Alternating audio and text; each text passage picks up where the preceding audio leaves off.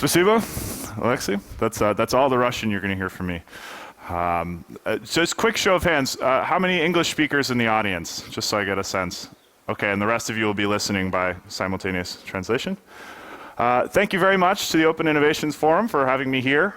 It's an honor to be in Moscow. This is my first time in Russia.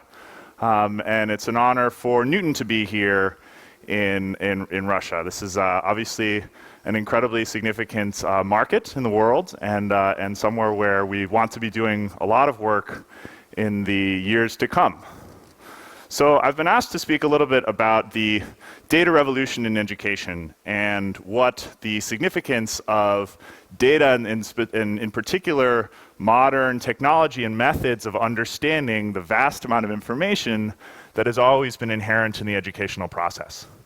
So I'm going to talk a little bit about that in the context of technology and education from a much wider lens, and I'm going to talk a little bit about the company I work for, Newton, which is an American company based in New York City.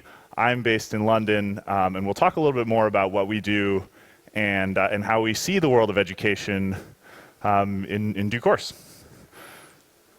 So if you kind of chart the course of human history, there are kind of these clear inflection points where technology has improved our access to information and the way that we teach each other.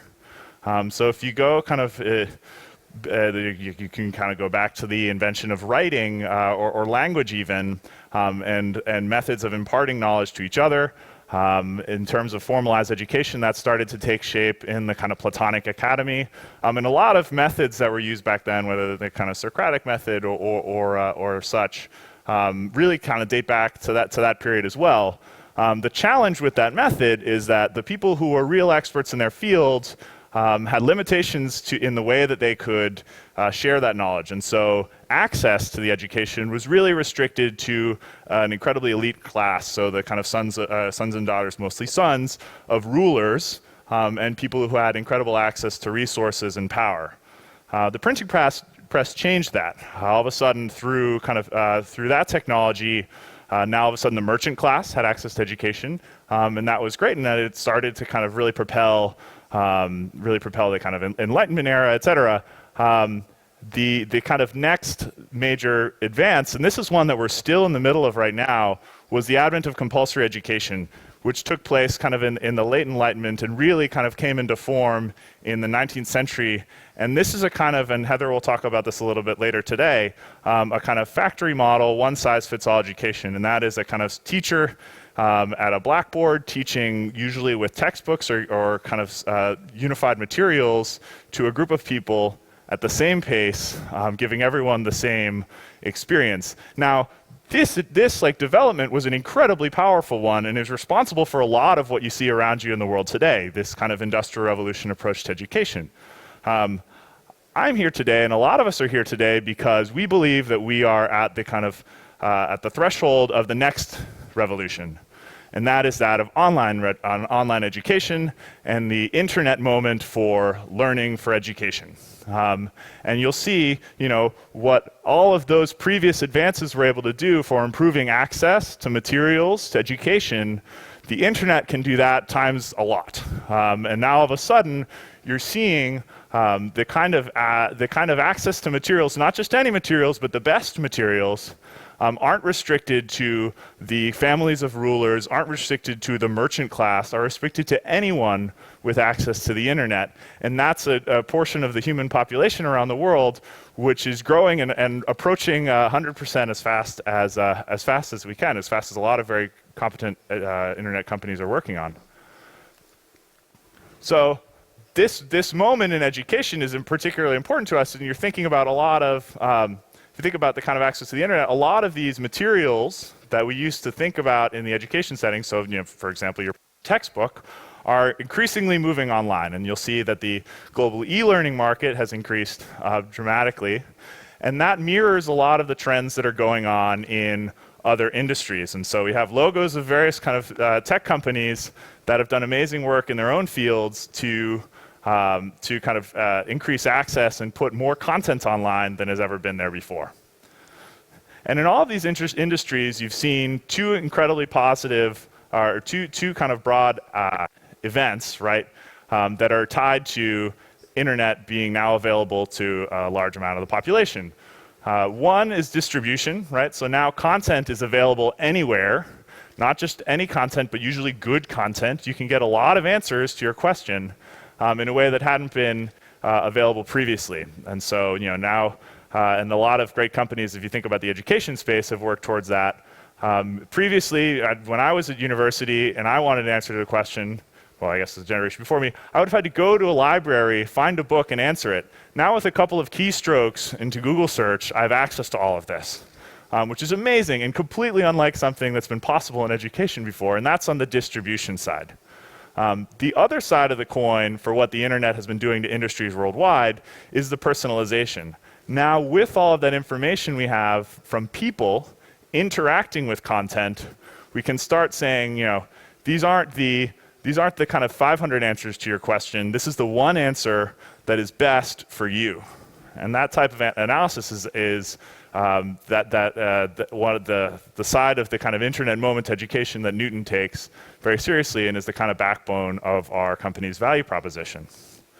And so you'll see here in education that this kind of internet moment has started to impact on the distribution side. And you'll see there the logos from several companies, Khan Academy, edX, iTunes U, Chromebook, who have all done remarkable work in expanding access, in giving people content that they never would have had access before.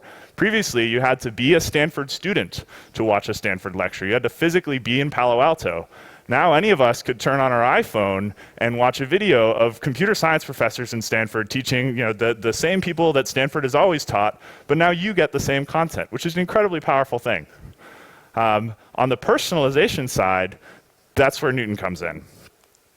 One of the things that's really neat about data in education, we talk about all this information, is that it's incredibly special in our field, right?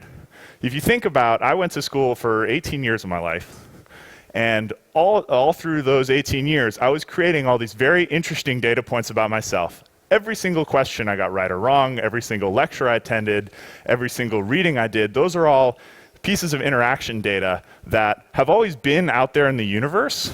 They've just never been able to be collected by a computer. We've never been able to analyze them in nearly the same way that we can now. So there's a ton of it. It's also very granular, right? So we think about, I don't know, I took a spelling quiz in 3rd grade and there were 12 questions on it. And each of those individual questions assessed something very specific. So a very specific bit of something I either knew or didn't know. And so those small chunks at such high volume start to paint a really interesting picture of me. The high correlation element is strong as well, right? So among those 12 questions, a teacher could get a very good sense of whether I'd studied, but also how well I understood the words being assessed, right? So there's a strong amount of correlation, and over time, my teachers, I was lucky enough to have some very good teachers growing up, but the particularly good ones were able to start to notice patterns in how I learn, in the types of things that I understood, in the types of ways to make me understand things better. And that's the kind of work that great teachers have been doing for years, but now we can start doing with technology, which is a pretty special bit. And so those are the kind of 3 bits that are very particular about education and data in education. And the nice thing that you can do with all this data, and again, Heather's going to talk a little bit more about this later, but I want to talk about it from the kind of data angle, is that this data can be used to personalize the experience for every student.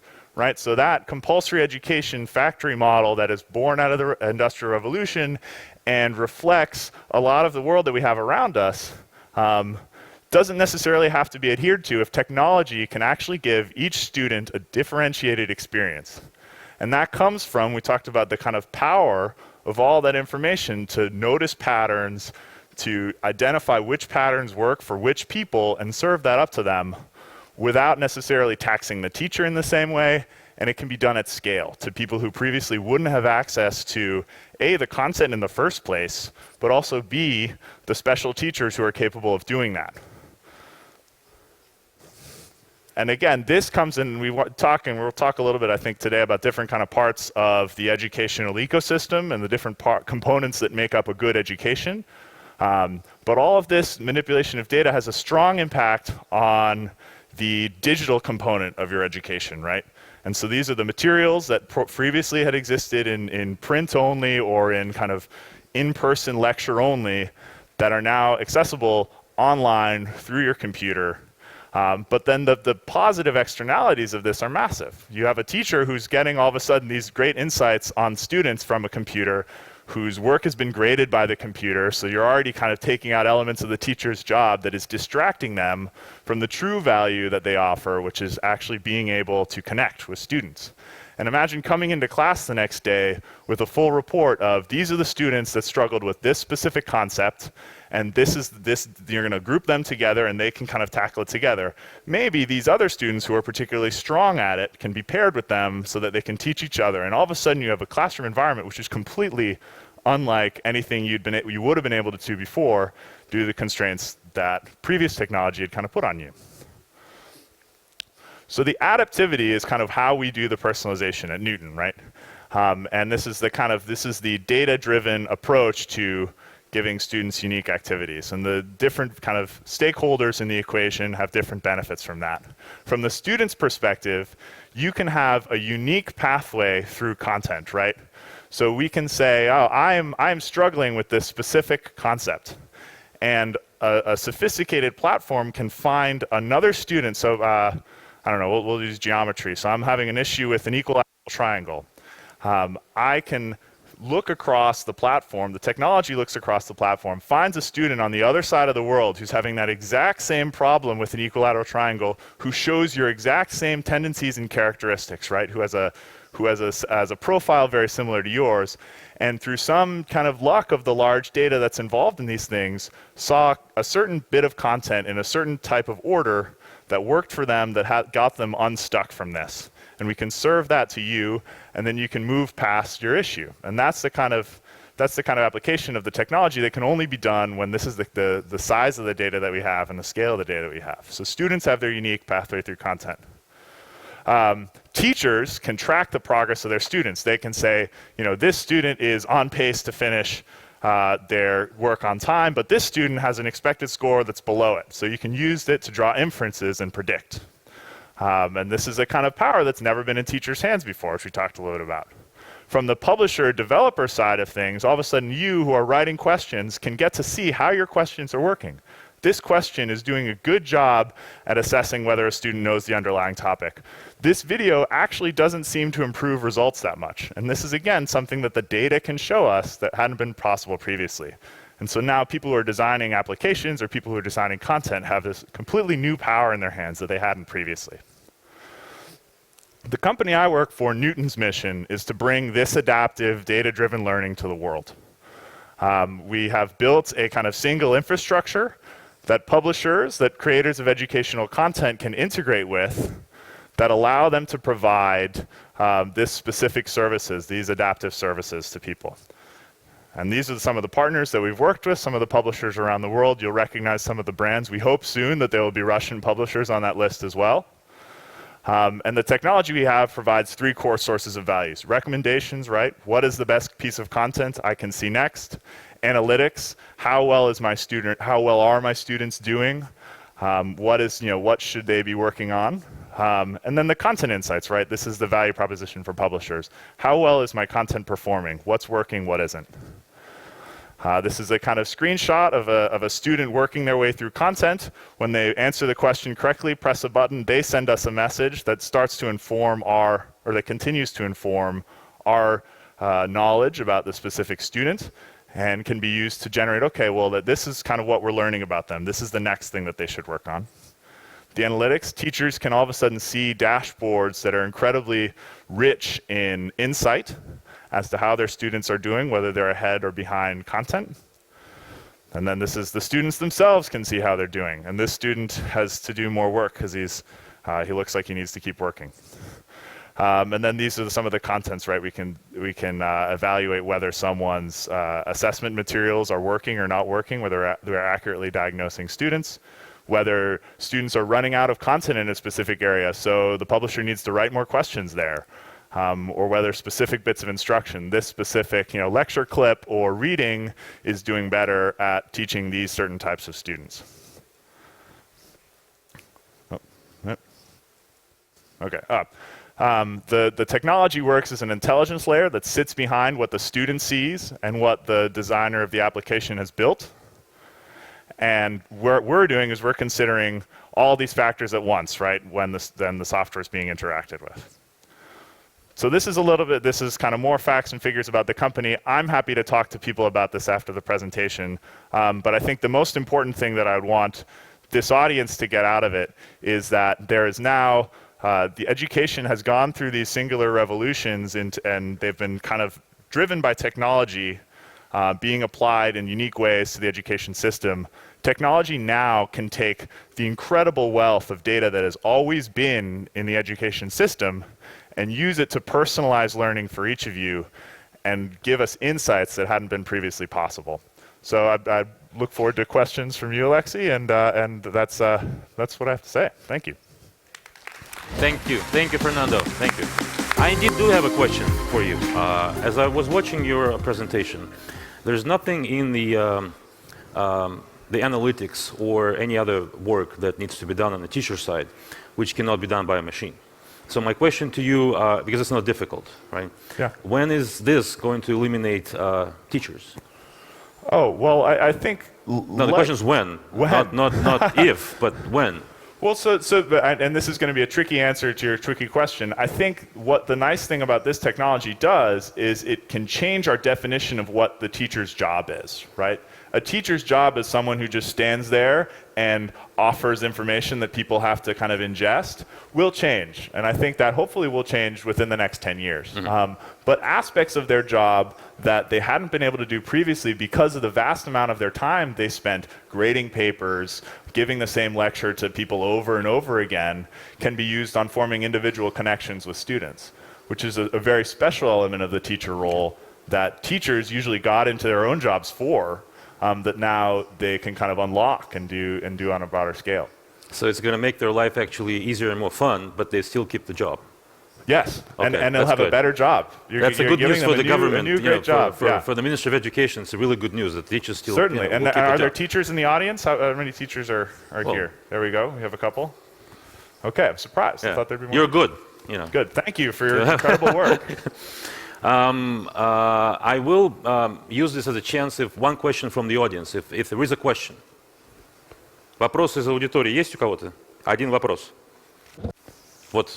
Микрофоны есть там, да, принесу сейчас.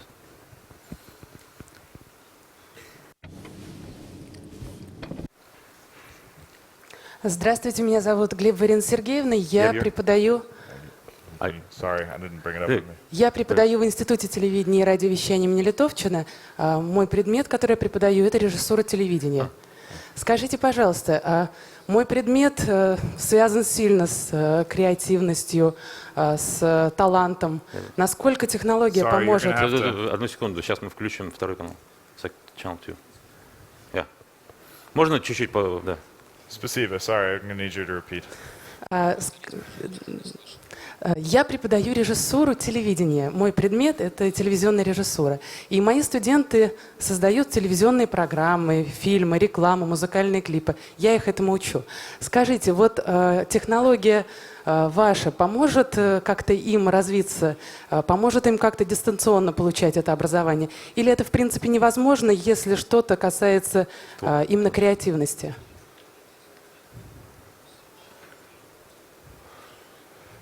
So basically, does it work with the creative fields? That's a very good question, and one that we spend a lot of time thinking about. I think you can watch a presentation like this, and the first instinct is, okay, well, this will work for math and maybe some grammar and sciences, but does this really teach the arts or poetry or these kind of more complicated bits? And the answer to your question is yes and no, right?